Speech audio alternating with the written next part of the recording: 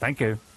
Shervo, there are growing concerns this morning over the security of our national borders after authorities intercepted the fourth boat this year, allegedly trying to smuggle foreign nationals from China into this country.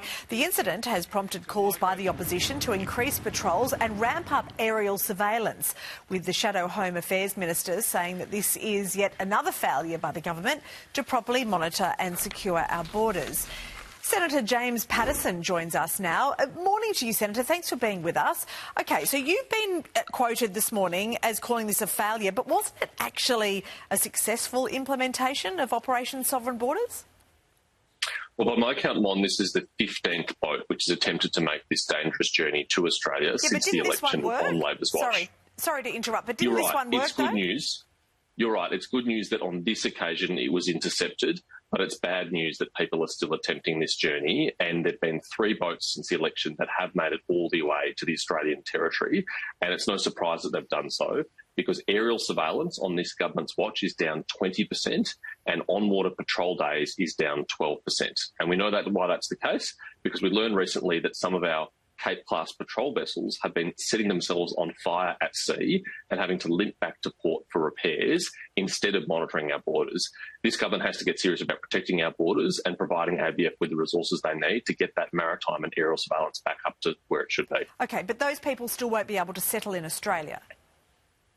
That's right. If you arrive in our waters and you are intercepted by ABF, they will take you and send you to regional processing where your claims will be assessed.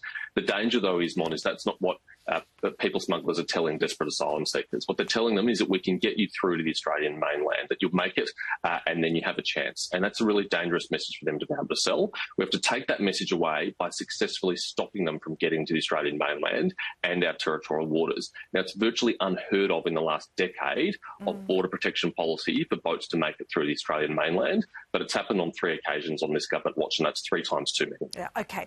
All right, let's move on now. You've been also quoted in the paper this morning saying that spying by the Chinese has never been more prolific. Your intelligence is suggesting that they're hacking into power, water, transport networks, that is for future sabotage. What would you be doing differently to deal with this?